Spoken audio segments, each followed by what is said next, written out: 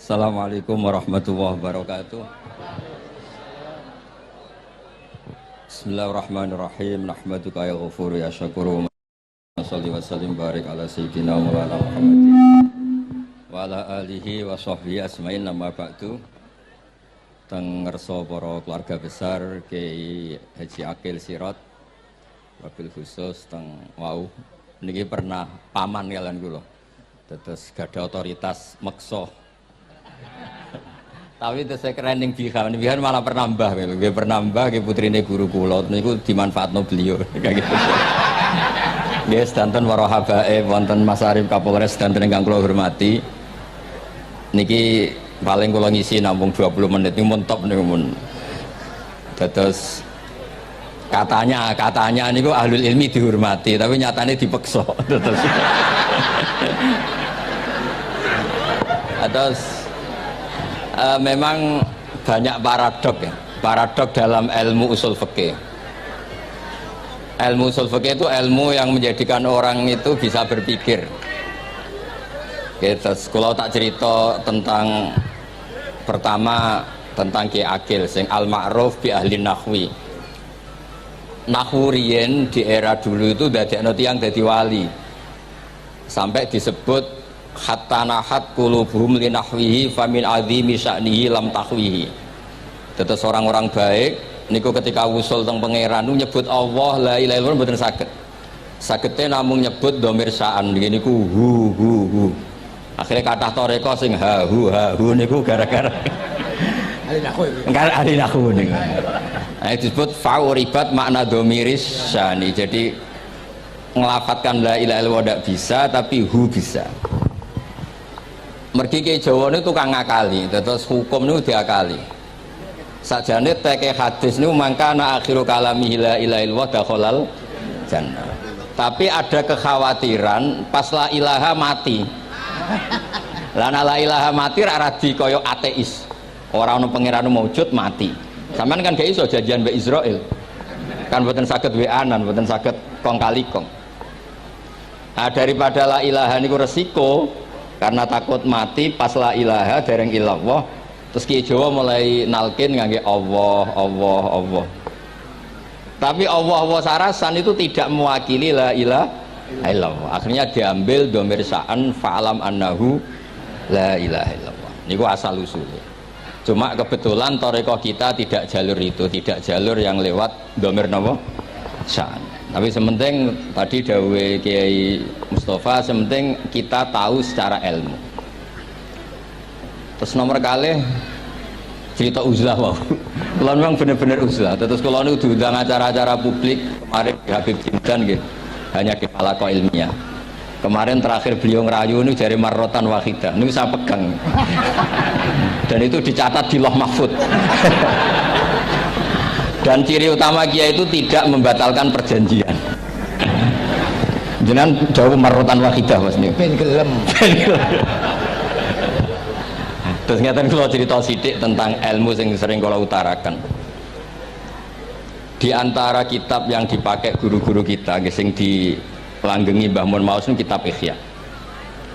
Kula dari sekian cerita Ihya yang paling kula kenang niku bahwa ternyata Allah itu andaikan boleh dibahasakan niku cara berpikir tuh dalam bahasa tafsir disebut tanazul niku wong ben kaya orang kebanyakan. Saya ulang lagi supaya orang tuh kayak orang nopo kebanyakan. Ada dua ahli neraka yang dipanggil, yang satu ditakoi cung ning neraka piye rasane syarru makan mboten enak Gusti. Terus pangeran diken balik ya wis kono cung mlayu balik nang neraka. Niku tiangnya lari kencang, sekencang-kencangnya. Semangatnya seneng ngabeh kon balik ning neraka. Ditakoki mbek pangeran, "Lho cung kon mara neraka kok seneng?" Kula nu pun kapok Gusti, kula nu nyesal ketika di dunia nak jenengan utus niku lelat-lelet. Niki kula tobat dengan bukti dikan jenengan teng neraka kula mlayu. Lho nu pangeran akhirnya haru wong kok semangate mlebu neraka kaya ngono. Mergo diperintah pangeran. Ya terus niki ijazah jenengan akan mlebu neraka jenengan sing semangat nggih. Karena zaman ning donya sering diperintah Allah mboten napa? Semangat. Nah niku kemungkinannya dibarno, kemungkinannya dipanggil. Lah yang itu terus dipanggil oleh Allah. Ya wis kaya wong apik. Tak kongkon nurut tenan, semangat tenan, terus diken mlebu swarga. Nah niki ijazah pertama nggih. Dinaken mlebu neraka sing napa? Semangat. Sing kedua niku dipanggil ku plengakan lelat-lelet. Kados kula diutus Gus Mus niki nelpon. Nelpon kula mboten purun akhire ning BK jare matur Gus Subak. Turuti ya, aku diamuk BK jare Bapak. Terus niki melibatkan sekian pihak untuk memaksa saya datang ke mriki. Aduh, repot nang sawang kempek niku. Repot menjadi repot. Mungkin di sepuro. Yang kedua niku diken mlebu neraka malih ku lelat-lelet ndelok pangeran mboten semangat. Ditakoki mbek pangeran. Kenapa kamu tidak semangat? Saya itu tidak pernah ngira jenengan yang baik sudah masukkan saya ke surga, kemudian jenengan nyuruh lagi saya ke neraka. Saya tidak pernah mengira engkau itu seperti itu. Terus Allah nggih, ana indadzoni abdibi. Ya ora apa-apa, swarga ya swarga. Ini dua ijazah untuk sampean supaya bisa masuk napa? Swarga. Terus kita tidak pernah tahu napa Gustofa ngundang kula nyenengno wong akeh ganjaran, napa meksa wong alim dosa, bener ngerti kula carane. Karena dalam ilmu usul fikih, kembali ke usul fikih, kula nu gak ada khazanah kathah tentang debate pangeran kalian nabi ini. Kathah, mboten satu dua contoh di beberapa kitab tafsir. Suatu saat kula sering cerita niki, suatu saat Khalilur Rahman Ibrahim itu kedatangan Israel. Kamu mau apa? Mau matikan jenengan? Kata Nabi Ibrahim, harro'aital khalil yumitu khalilah. Mosok aku kekasih pangeran dipateni, mosok orang yang dicintai membunuh yang dicintai, orang yang mencintai seseorang kemudian membunuh yang dicintai. Tidak ada itu. Akhirnya Israel matur teng pangeran. Cara politiknya ngeten, wow sing cara lagi seneng ngendikan politik. Wani kiai lengser dari beliau. Ono. Nah kula niku ahli tauhid wis pancen kodok kodare ngoten mawon, dadi mboten berpikir ruwet-ruwet. Terus Israel kan mboten biasa logika, kan malaikat itu SOP kan, mboten biasa logika. Akhirnya matur tu pangeran, kata Ibrahim, masa kekasih bunuh yang dikasih, masa yang mencintai bunuh yang dicintai. Tapi Ibrahim baru sadar ngadepi pangeran gitu, lebih pinter. Terus kan ketika Allah fakullahu, katakan ke Ibrahim, harlo aital khalil yakrohu ayal ko khalilah. Mosok jari seneng aku kok ketemu aku rawani, jari seneng kok rawani ketemu. Lah niki sampean anggapin mati, monggo ngake ilmu sing niki. Wong jari seneng pangeran kok rawani ketemu pangeran. Jeneng, nggak seneng seneng ketemu. Ibrahim seneng sakit. Yo mati saiki ora apa mati saiki. Terus kedua, niki cerita karena ini pondok ilmu. Orang harus biasa pakai logika usul fikih. Politik juga gitu. Nak kiai politik rawan kena syubhat. Tapi nak wong soleh oleh politik, kue ridho dipimpin wong fasik-fasik kabeh. Ya, mboten ngerti, mboten bener di pokoknya ngoten. Yes, itu memang logika usul napa? Fikih. Logika usul napa? Fikih. Ketika Nabi Adam badhe didamel niku materinya saking bumi. Pertama sing diutus Jibril. Jibril ambekan qabdatan minal ardi, segenggam bumi. Saya mau bikin Adam, materinya dari bumi. Setelah datang ke bumi mau ngambil ista'adzat billah. Maksudnya ista'adzat billah, a'udzu billahi minka, saya berlindung Allah dari kamu. Antasinani. Kalau ngarepe Gustofa dari ahli nahwu dados kula niki tak goleki tenan pancen syanahu mun mutaaddi bi nafsi. Mungkin dibuli ku antusinani kok panjang nanti cerita. Saya tidak ingin bagian dari saya diambil, kok aku bolong. Iku cara bumi itu sudah masalah. Terus akhirnya Jibril kembali, ya Allah, dia berlindung kepada engkau maka saya lindungi. Allah membenarkan Jibril, Mikael juga sama. Tapi ketika Israel, ini Israel itu masalah memang. Ketika disuruh ngambil bumi, buminya ista'adat billah, tetap diambil.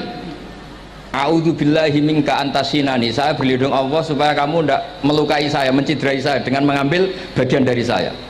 Kata Israel, wa a'udzu billah alla unaffidhu amroh. Saya juga a'udzu billah diperintah Allah kok tidak kasil. Kudu kasil. Lah saya tidak tahu yang benar istilahnya Jibril apa istilahnya Israil. Terus memang sudut pandang. Makanya dulu ketika banyak pondok putri itu kiai-kiai kuno dulu itu menentang. Alasannya nggih, nak bojone jelas khawatir kiai ini kecobaan itu jelas. Tapi banyak kiai itu nggih khawatir tenan. Kecoba fitnatin nisa. Tapi ketika logikanya dibalik, apa kamu ridho para perempuan-perempuan muslimat itu tidak dapat pendidikan apa? Agama, hanya karena orang soleh tidak punya nyali, tidak punya peduli mengajar. Tapi kita saged diwalik. Ustaz-ustaz sing imane pas-pasan niku kowe ridho nak kecoba. Sampean milih mana? Ridho kecoba apa ridho bodoh? Nah, logika-logika usul fikih ini yang kemudian dipakai Wali Songo. Dipakai Wali Songo kemudian membiarkan sekian tradisi yang insya Allah itu salah sebetulnya. Tapi tidak sebanding dengan asmani Allah Subhanahu wa ta'ala. Misalnya begini, gini iki dirungokno mawon. Sampeyan ra paham mboten napa-napa. Sampeyan nak ra paham wis anggap ae tawadhu. Sepantese wong awam yo ora paham. Nak paham dadi kiai. Terus biasa mawon sampeyan nak ra paham aja tersiksa. Umpamane jenengan mboten kiai yo kon paham. Nah sampean pinter kados kula mestine ora ngrungokno, semangate hasud. Terus rivalitas perkara. Nah cara Mbah Mun nak cerita ngoten, dhisik ke zaman bodoh iku angger kiai mbok cucuk. Bareng padha kiai niku koyo saingan. Niku pun sunatullah ndak bisa dihindari, niku pun sunatullah. Terus kembali lagi ya. Logika-logika usul fikih niku dipakai oleh Wali Songo. Ngeten ada cerita ini rungokno nonton. Itu sudah saya cek di beberapa riwayat termasuk di Musnad Imam Ahmad. Ada orang ini bukti teorinya Wali Songo itu benar. Wonten tiyang gadah kesalahan. Niku dokumen kesalahan niku madul basor sepanjang mata melihat. Wes ngoten jumlahnya 99 bok. Kayak apa banyaknya? Per bok madul basor sepanjang mata nopo melihat. Ketika dia ditanya Allah itu kalau tanya demokratis. Adzolamat kakatabati, jangan-jangan malaikat saya sentimen, kalau kamu jelek ditulis, kalau baik enggak Gusti. Afalaka udhurun, jangan-jangan kamu saat salah itu punya alasan, enggak Gusti, ya memang salah. Tapi kata Allah, sudah kamu tenang saja, kamu punya ini. Itu hanya satu box, ya kira-kira kayak tempat jam tangan ini. Enggak, kamu punya ini, cukup ini.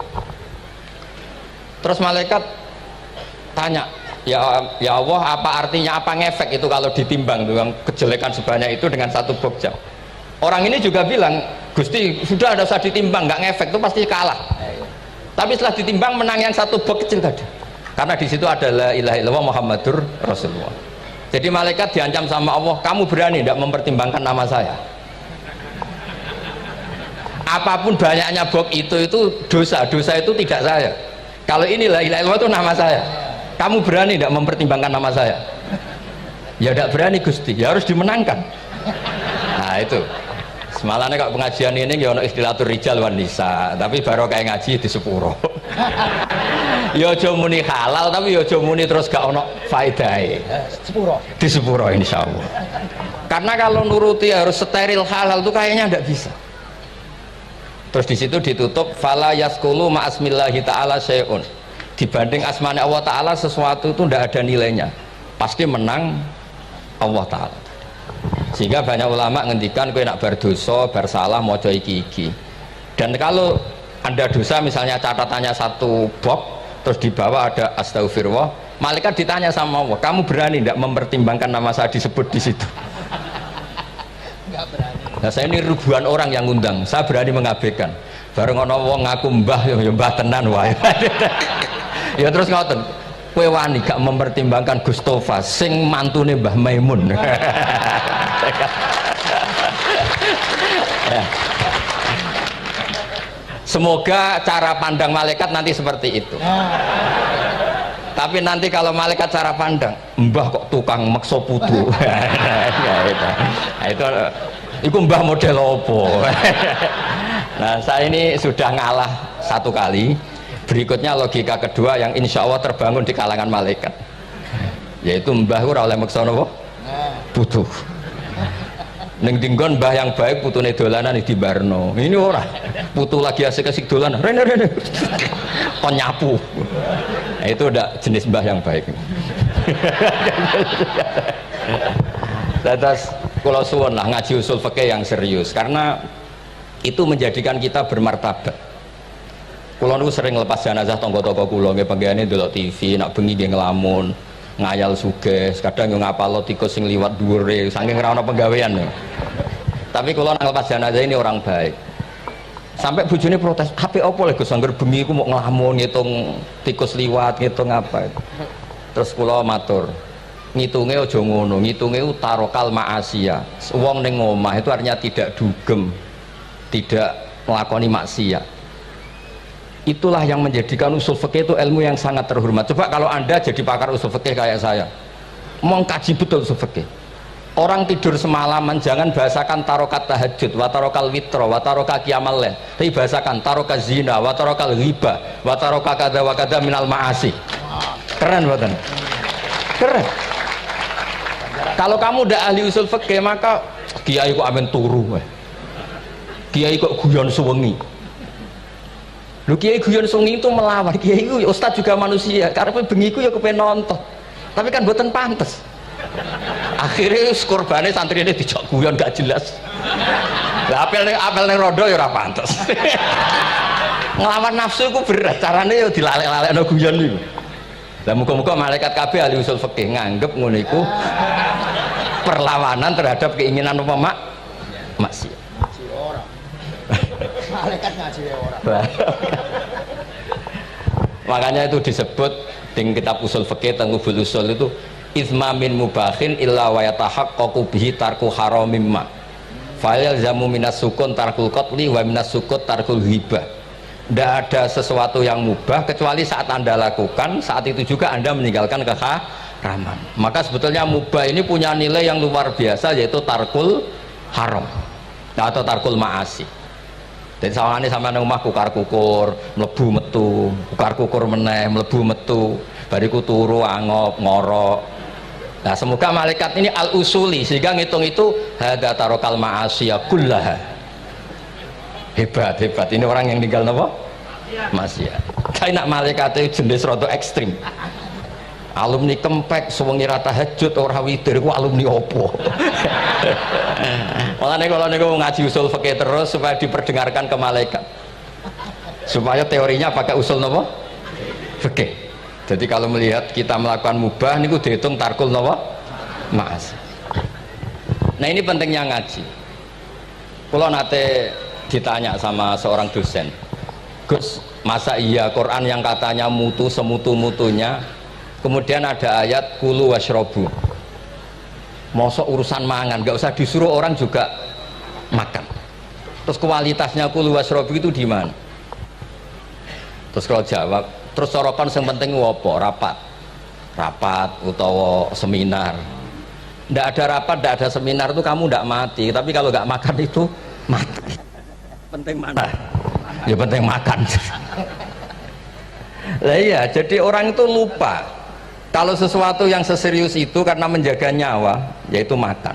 Terus karena makan tuh hal yang murah dianggap biasa, itu bahaya. Sehingga sebetulnya yang kita bisa jadi wali lewat halal keseharian tidak bisa jadi wali karena tadi. Saya punya hadis, ini mudah sekali untuk Anda jadi wali. Bahkan di atas wali lah. Inna woha ta'ala layar do anil abdi, pakai inna masih pakai lam taukid. Inna woha layar do anil abdi ayak kulal aklata fayahmadahu alaiha awyas robasarba fayahmadahu alaiha. Allah itu sangat ridho ada orang makan satu asupan kemudian dia muji Allah. Loh, orang tidak punya alpat itu tidak mati, tidak punya tanah ribuan hektar itu tidak mati, tapi kalau nggak makan sesuap nasi mati. Penting mana? Penting makan. Tapi gara-gara kamu tamak untuk syukur nunggu punya alpat, untuk syukur nunggu punya tanah banyak, Anda ini bodoh. Mau syukur saja syaratnya kok banyak. Jadi sebetulnya kalau kita mau jadi wali itu cukup setiap makan itu kamu syukur. Fayahmadahu alaiha au yasrobasarba fayahmadahu alaiha. Makanya wali-wali dulu kalau didik raja yang sedang berkuasa itu ditanya, kamu raja besar, punya pengaruh besar, andaikan kamu di padang pasir dan kemudian Anda tidak mendapatkan air, sama sekali. Apakah kamu menggantikan kerajaan kamu demi beli satu seteguk air? Iya, akan saya beli karena saya kalau tidak minum mati. La tafrah bimulkin la yusawi jar'atamain. Kamu jangan bangga dengan sistem kekuasaan yang tidak senilai dengan seteguk air. Orang nggak jadi raja itu nggak mati, tapi kalau nggak minum mati. Terus akhirnya dosen itu tahu, wah berarti kulu wasrobu itu luar biasa, Gus. Sangat luar biasa. Makan dan minum itu luar biasa. Makanya terus adat kiai mertamu mangan. Kalau tadi baru datang kon mangan. Di sini ya ada mangan. Ya saya anggap aja itu proses jadi wali, ngoten mawon. Jadi segampang itu jadi wali. Nah, kemudian gara-gara torekoh terus jadi wali ku repot kon maca 10.000 wiridan kon opo. Kesuwen nih cara-cara kesuwen. Karena ini partai gak torekoh tadi itu. Dulu abahnya Mbah Maimun Mbah Zubair itu kalau disuruh wiridan lama-lama itu nggak mau. Sementing diridani pangeran, mau kok akeh-akeh. Nah, itu partainya partai ahlul ilmi. Ya partainya partai ahlul apa? Ilmi. Nah kemudian karena saya ini nekuni tafsir ya, itu saya kepengen ya, menggerakkan supaya ilmu Quran itu menarik. Caranya apa? Cari sisi ekstrimnya. Kalau bolak-balik, kenapa sih orang nggak janggal? Nggak janggal itu udah iskal. Quran itu kan kalamu Allah. Salah lagi Quran itu kalamu Allah. Masa iya Allah yang Tuhan kemudian ngendikan iya kana budu wa iya kanas tai. Kepadamu aku menyembah. Masa Allah ngendikan gitu pada kekasihnya Nabi Muhammad. Padahal Allah itu al-ma'bud bukan abid. Allah yang disembah bukan yang menyembah. Semua ahli tafsir, saya bukan bilang sebagian, semua ahli tafsir pasti ngendikan begini. Wa yuqaddaru qabla qaulihi ta'ala iyyaka na'budu qulu. Sebelum iyyaka na'budu itu ada kata yang disimpan yaitu qulu. Jadi iyyaka na'budu itu betul ngendikannya Allah, cuma sudah dikasihkan Jibril kepada umatnya Rasulullah. Jadi Jibril bilang gini ke Rasulullah Muhammad, Muhammad kul iyyaka na'budu. Kemudian Nabi juga bilang ke umatnya qulu iyyaka na'budu. Jadi ini kalamu Allah yang sudah milik kita. Nah berhubung milik kita, kita sah mengatakan iya karena bukti. Karena kalau tidak janggal, masa iya Allah berdoa ihdinas siratal mustaqim, tunjukkan kami jalan yang benar. Lah kalau ihdinas siratal mustaqim kalamu Allah berarti kan Allah yang berdoa. Nah, sehingga semua tafsir bilang sama. Wa yuqaddaru qabla qauli ihdinas siratal mustaqim qulu. Nah, terus ada mufassir lain bilang jangan mulai iya karena butuh ya semuanya, mulai bismillah, qulu bismillahirrahmanirrahim. Masa iya Allah sendiri yang bilang bismillahirrahmanirrahim. Nah dengan tafsir seperti ini terus kita akhirnya lagi-lagi kembali ke usul fikih, kembali ke balaghah, kembali ke nahwu. Kalau ndak ya Anda akan menafsiri Quran pakai logika Anda sendiri. Sampai ada mungkirus sunnah. Pokoknya sementing kembali ke Quran. Orang roh Quran itu kayak apa? Saya kemarin ngaji di Sedan di daerah saya bilang Sayyidina Umar itu Islam sebelum minta hidayat. Khalid bin Walid ya Islam sebelumnya ya tidak minta hidayat. Nah itu kan janggal. Padahal katanya Quran itu hudal lil muttaqin, petunjuk bagi mereka yang takwa. Padahal tidak ada sabkut takwa untuk Umar. Umar tidak pernah takwa, tapi nyatanya Islam. Bahkan dia masuk ke rumahnya Zaid bin Arqam itu mau bunuh Nabi, mau nyari Nabi, bukan mau Islam. Tapi ketika dengar iparnya membaca Toha ma anzalna alikal Qur'ana litasqa, kemudian dia masuk Islam. Lalu gimana tentang hudal lil muttaqin, petunjuk bagi mereka yang takwa? Banyak ulama yang mengatakan lil muttaqin itu balaghahnya lil iktifa, lil muttaqina wa ghairihim. Jadi Quran itu petunjuk bagi yang takwa dan yang tidak takwa. Dan itu di bahasa Arab sah. Di bahasa Arab sah. Misalnya gini ya, kalau sampean punya ponakan dolan, cong-cong nang mangan. Ya maksudnya ya mangan mbek ngombe, mangan tok seretan mati kan. Itu kan satu paket. Sarobila taqikumul harra wal barda. Pakaian yang melindungi dari panas. Di situ nggak disebut wal barda, tapi artinya juga wal barda. Karena kalau tidak diartikan lil iktifa, nanti Quran itu memberi petunjuk bagi yang sudah mutakin. Corong doang nguyai segoro, wis takwa kok. Nah ini kita butuh ahli tafsir yang al usuli. Karena itu yang menjadikan Quran punya kualitas lagi. Seolah lagi punya kualitas lagi. Kalau ndak Quran tuh kayak biasa-biasa saja, kayak tadi kulu wasrobu kayak dan seterusnya dan seterusnya. Jadi kalau suwun barokahnya hormat sama orang alim kados Ki Akil, Ki Siras dan tenaga keluarga mriki. Orang menghidupkan logika ilmu lagi. Jadi kalau seneng lah nak dalam Gusmus ahli ilmu boten krono niat fakir boten. Biar sampean ngerti lah kalau ngadepi ahlul ilmi itu pun boten level.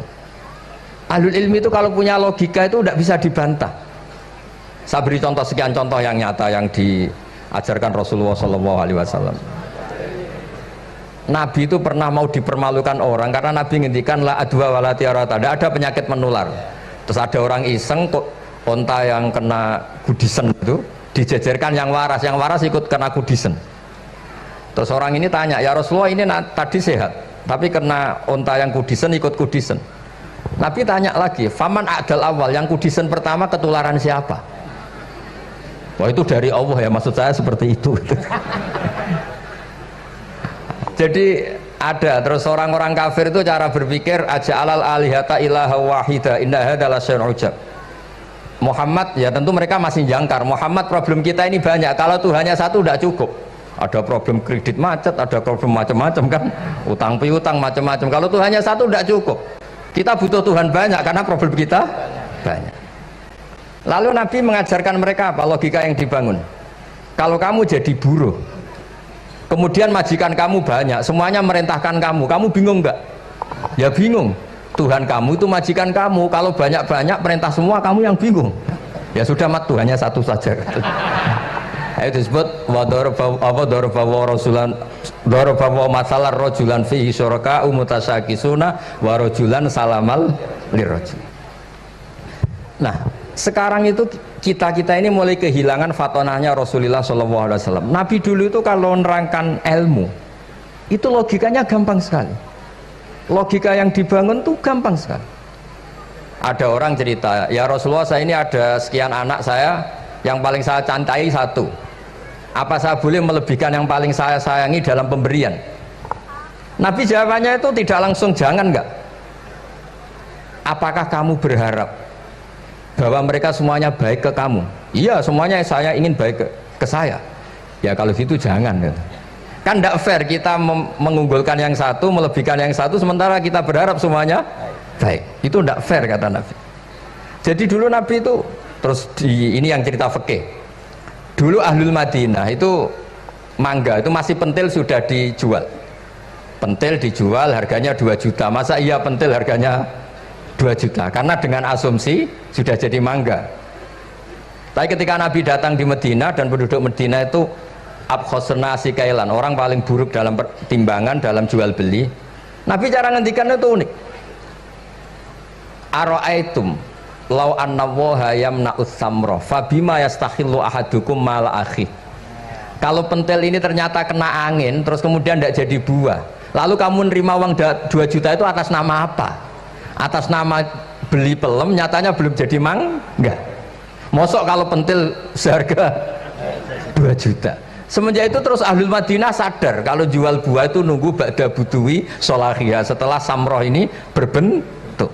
Tapi Nabi tetap ngendikannya pakai logika. Nah sekarang banyak kiai yang sidik-sidik neraka. Sebenarnya Nabi itu ngajari logika. Ada pemuda dia itu hipersek, mau masuk Islam tapi tetap boleh bebas. Saya ini ingin Islam tapi jangan larang seks bebas. Wah itu sahabat semuanya melarang ketemu Nabi karena ini ngawur betul, masa pamit Islam kok. Tapi setelah gaduh, Nabi tanya, kenapa gaduh? Ada pemuda mau masuk Islam tapi yasta'izinu fi zina, dia minta izin supaya tetap boleh zina. Kata Nabi, suruh saya ke sini. Setelah datang di depan Rasulullah, logika yang dibangun Nabi itu luar biasa. Atuhibbuhu li bintik. Kamu suka punya anak putri kemudian jadi demenannya orang laki-laki hidung belang? Ya enggak, saya bunuh orang itu. Andaikan itu ke ibu kamu, saya bunuh orang itu. Atuhibbuhu li bintik, atuhibbuhu li ummik, atuhibbuhu li ukhtik, atuhibbuhu li kholatik. Kamu suka punya anak putri yang jadi demenannya orang? Ya tidak suka ya Rasulullah. Kamu suka kalau punya ibu didemeni orang banyak? Ya tidak suka Nabi. Sampai otaknya itu yastakbihu zina, sehingga otaknya itu wah zina itu buruk betul. Akhirnya ya Rasulullah sudah saya mau masuk Islam tanpa zina-zina.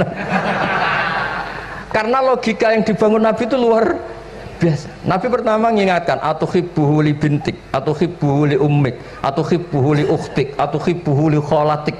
Sampai dia ini nggak bisa apa-apa. Sudah Nabi sudah. Jadi logika ini yang harus kita waris. Lagi-lagi kembali yang bisa waris itu ahlul ilm. Sama itu kan kayak diskusinya Nabi Yahya dan Nabi Isa. Nabi Yahya itu suka berkawan orang-orang soleh.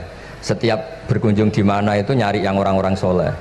Ditanya kenapa kamu berkawan orang soleh? Ya berkawan orang soleh itu asik. Tapi kalau Nabi Isa enggak. Kalau ada desa-desa yang masih hitam, masih merah itu dikunjungi, kemudian dibina. Ditanya sama Nabi Yahya, lima anda tanzilu ala syirarin nas, kok kamu kumpul orang-orang yang kayak gitu? Jawabnya beliau, innama ana tabibun udawil mardo. Di mana-mana Nabi itu ya dokter, di mana-mana dokter nyembuhkan yang sakit. Jadi dulu logika kebalikan itu dibangun, sehingga dulu ulama khilaf itu ikhtilaful a'immah apa? Rahmah. Masyhur itu. Saya sering cerita dan itu ada di kitab Khilyatul Auliya. Nabi Yahya itu lebih ceria. Nabi Isa itu agak sering cemburut.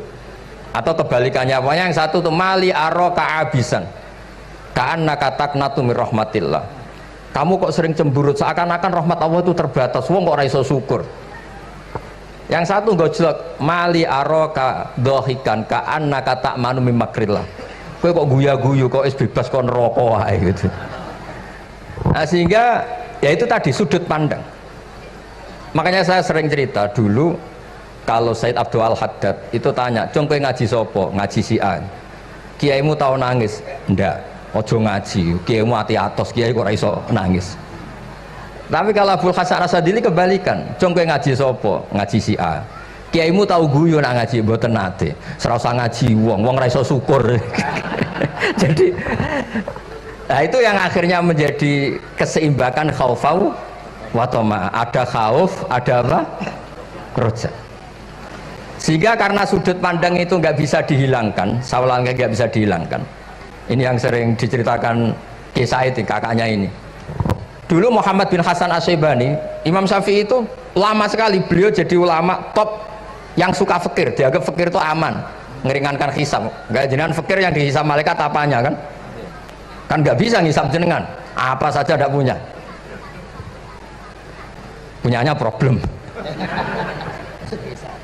Nah setelah ngaji sama Imam Malik, Imam Syafi'i tanya, yang ilmunya setingkat jenengan siapa?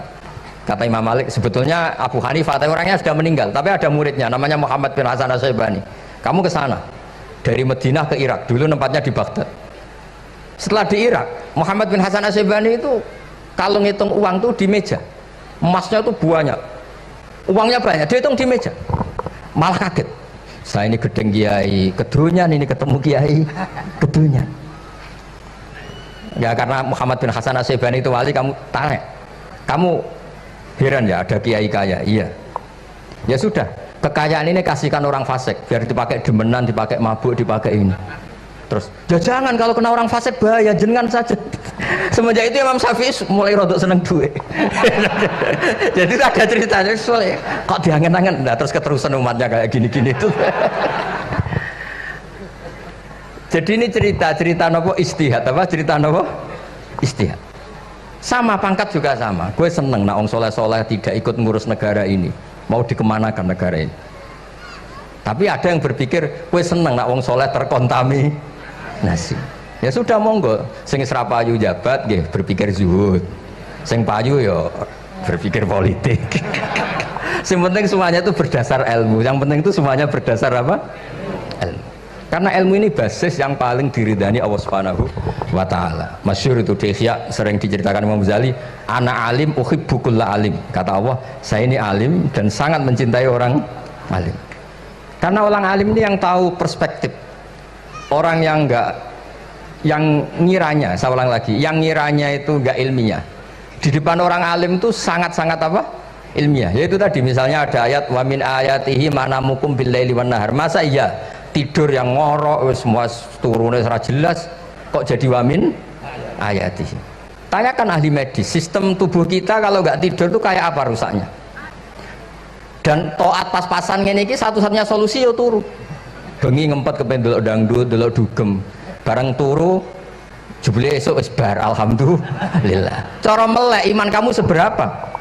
Tarikan-tarikan maksiat posisi kamu terjaga bisa kalah kan?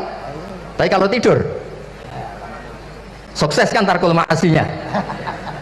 Nah, karena tidur itu sukses menghilangkan maksiat disebut wa min ayatihi manamukum billaili wan nahar. Sampai Imam Ghazali ngendikan di makalah itu, sehingga nanti ibadahnya umat ini di akhir zaman an-naumu, ibadah terbaiknya itu tidur.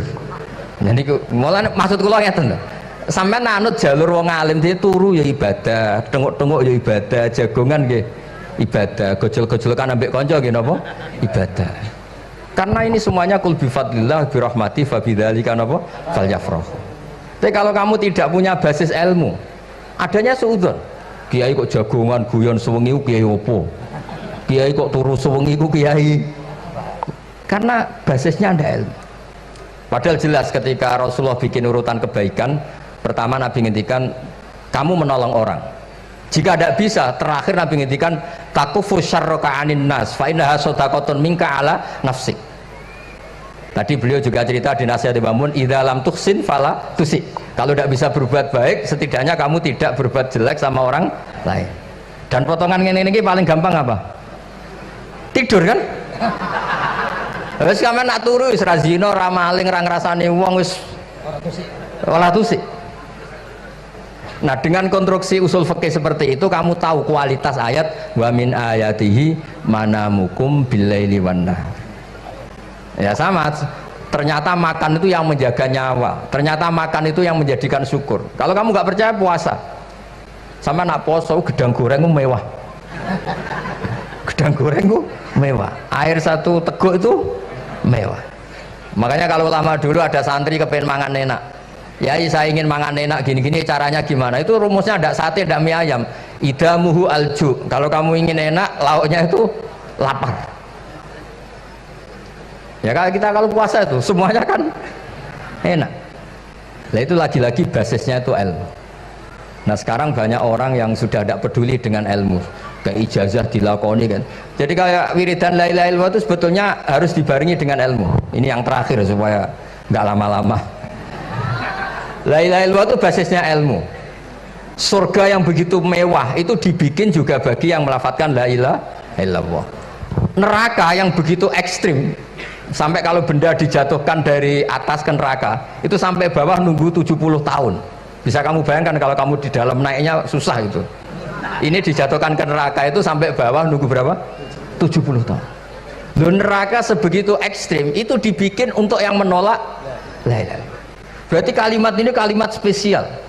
Kalimat yang neraka dibikin ya atas nama itu yang menolak, surga dibikin juga atas nama itu yang menerima. Itu satu saktinya la ilaha illallah. Sakti kedua, orang kafir 70 tahun ngelafadzkan la ilaha illallah sekali langsung dihukumi mukmin. Yughfar lahum ma qad salam. Qul lil ladzina kafaru iyantahu yughfar lahum ma qad salam. Orang yang melafadzkan la ilaha illallah Muhammadur Rasulullah itu dosa 70 tahun kafir itu hilang semua. Tapi gara-gara ada ilmu terus diumumkan tahlil dening Kiai Haji Niam mesti sing nguri, wah sawi gue mesti gue. Padahal kalau kamu tahu ilmunya tadi, ini kalimat yang luar biasa, kalimat yang bisa melebur dosa. Bahkan dalam madzhab Sadiliyah itu unik. Kalau kamu wiridan la ilaha illallah itu jangan istighfar dulu, istighfarnya belakangan. Alasannya Abdul Hasan As-Sadili itu fa'lam annahu la ilaha illallah wastaghfir li dzambik li hadhil kalimah. Orang kafir 70 tahun dia istighfar 100 kali nggak akan dimaafkan Allah, tapi ngelafatkan la ilaha illallah langsung dimaafkan. Jadi orang bisa dimaafkan tuh barokahnya la ilaha illallah.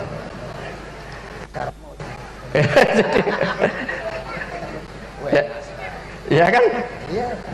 Jadi orang kafir 70 tahun wirid istighfar 100 kali atau 1000 kali dimaafkan enggak? Enggak kan?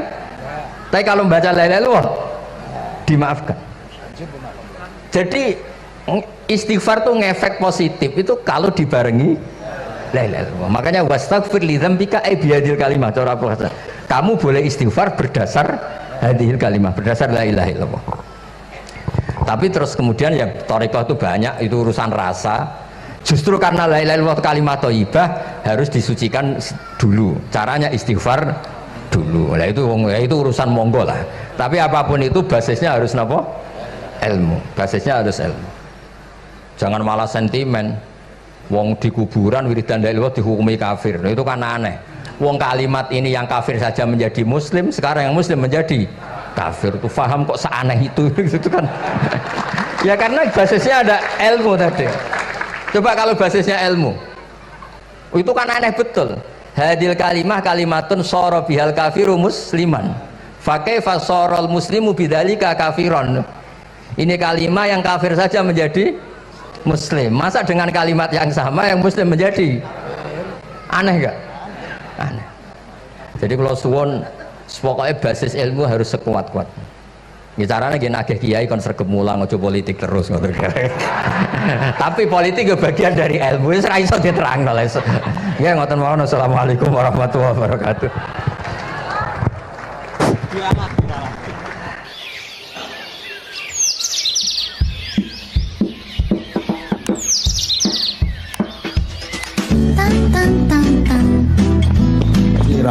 Cuma mereka yang tanya itu biyen belajar piye kok iso alim kaya ngono, ya kan? Nah, terangkan Gus, terangkan. Mati.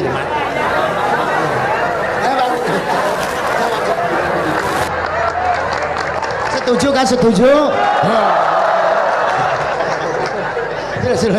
Asal dakaik.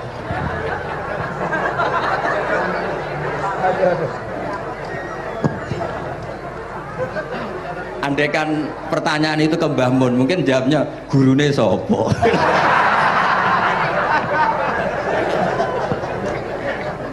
Tapi mungkin kalau ke mbah-mbah saya ya juga babanya Nibiha juga Pak Abdul Aziz, mungkin putuku. Tapi kalau saya ingin cerita tentang saya paling ya, aku sregep. Yang jelas tuh dalika fadlu wa yuti apa? Mayasa.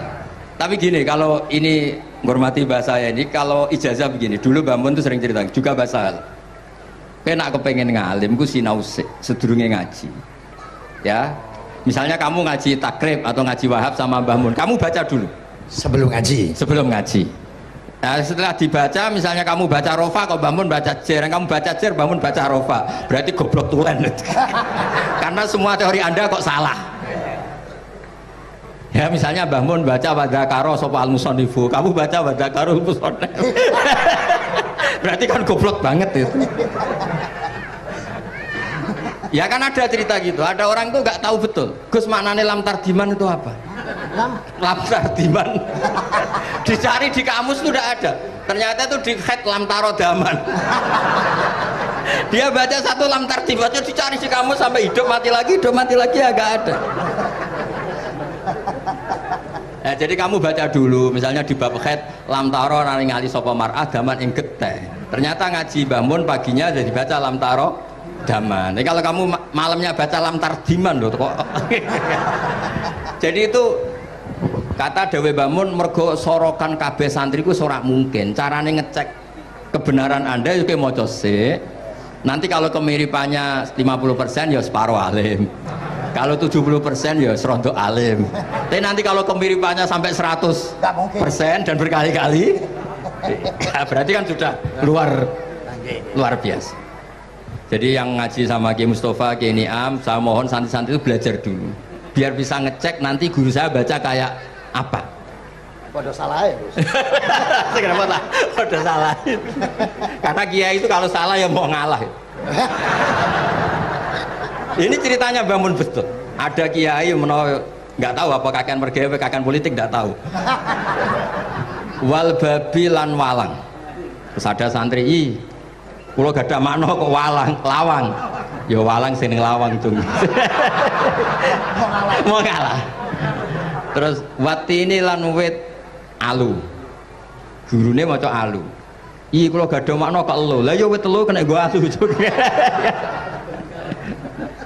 Tapi saya menangi kiai itu kalah sama santri itu. Saroko nyolong sapa wong albedo tangi anduk. Terus gurunya kaget. Cung kok anduk, Cung. Bareng didelok endok. Karena Karena kalau pegon kan anduk sama andok itu podo ya. Ini ada podo. Tapi kiainya akhirnya kalah. Memangnya nyolong anduk boleh? Yo ora yo haram, yo podo ae kalau gitu nyolong. Nyolong endok ya haram, nyolong anduk haram. Lo cerita itu masyhur itu.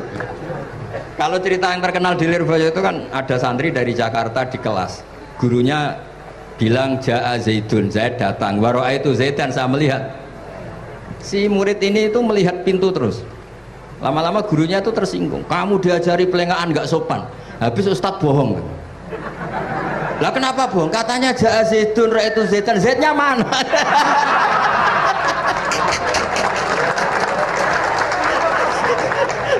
Dia gak ngerti.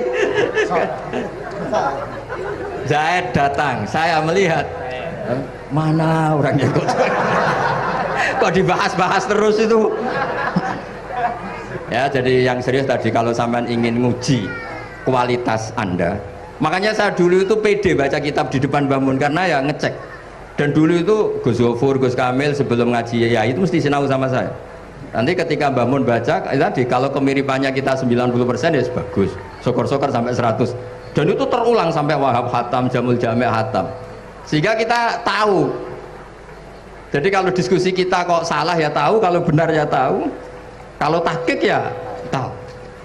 Biasanya kalau tahqiq itu Mbah Mun karena takut nyalahkan kiai-kiai Jawa, kalau baca 2 kali, misalnya begini, Yasmalu, kadang diwaca Yasmilu ora apa-apa nggih Jawa wae gitu. Karena kalau kita memaksakan sampai benar seperti di kamus, kayaknya kalau ki Jawa itu berat sekali.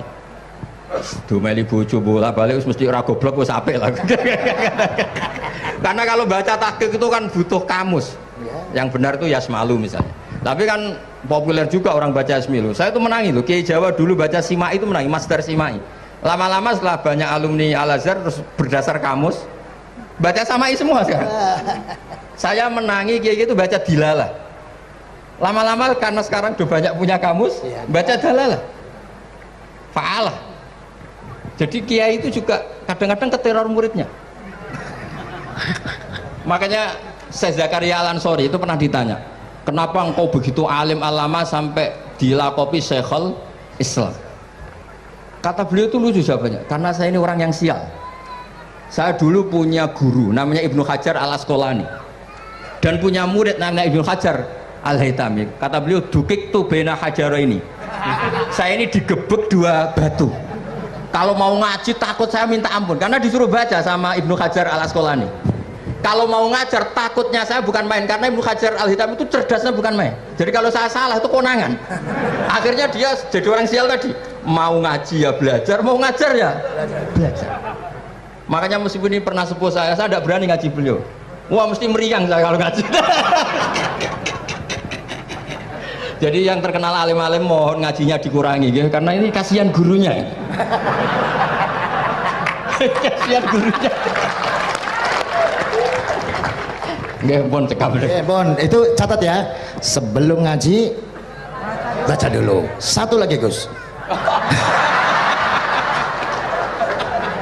Sampean ketoke kayak besok kok kuliah?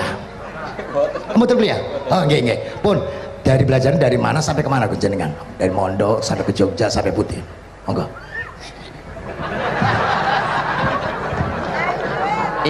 Ini karena sesuai kontrak, nggak boleh nyulayani janji sekali aja Sekali tak tekno Gus. Jadi sebetulnya kalau di ilmu, saya kan sering ketemu ahli geologi, ahli sosiologi. Sebetulnya di ilmu kita, saya kan lama di Jogja dan itu yang saya pakai juga ilmu zaman di pesantren. Misalnya sosiologi itu kan ada mukadimahnya Ibnu Khaldun. Itu kan teorinya luar biasa. Misalnya begini, kenapa Rasulullah itu harus dari suku Quraisy, suku yang sangat terhormat di Mekah? Itu secara teori sosiologi loh, bukan teori nubuah. Kata Ibnu Khaldun, Nabi itu mesti final dari kaum itu aneh. Saya ulang lagi, Nabi itu final dari kaum pasti aneh. Nah masa aneh-aneh ini ditoleransi oleh umatnya karena beliau dari suku yang terhormat. Coba kalau dia dari suku, beliau dari suku yang hina, pasti pas aneh-aneh langsung diadili. Ya kalau di NU lah, ndak Gus Dur kok bikin aneh-aneh di NU kan langsung tuntas. Tapi berhubung Gus Dur cucu Mbah Hasyim, Orang itu mentoleransi, bahkan mengira jangan-jangan teori beliau lebih baik ketimbang kita. Nah makanya terus kata Ibnu Khaldun, ma ba'atsawu nabiyan illa fi manaatin min qaumin, tidak ada nabi diutus kecuali dari kaum terbaik, supaya masa-masa transisi ini nggak ada perlawanan. Nah, itu namanya sosiologi. Sehingga beliau ngendikan, ini versi tarikh bukan versi Ibnu Khaldun saja. Ketika sahabat disuruh hijrah karena disakiti orang kafir Quraisy, lah engkau sendiri ya Rasulullah, saya ini orang Quraisy, nggak akan ngalami yang seperti Anda alami. Nah itu namanya sosiologi. Begitu juga matematika. Saya sering ketemu pakar matematika dari UI, dari UGM. Misalnya bilang zakat kan 2,5% misalnya zakat tijar. Saya bilang kalau ngitung itu porogabet, padahal kita zaman sekolah porogabet itu pantangan. Tapi saya bilang, saya punya matematika lebih cepat. Apa itu Pak Ba? Kalau manggil saya Pak Ba. Kalau di kitab disebut rubu'ul usur apa? Jadi bertahap.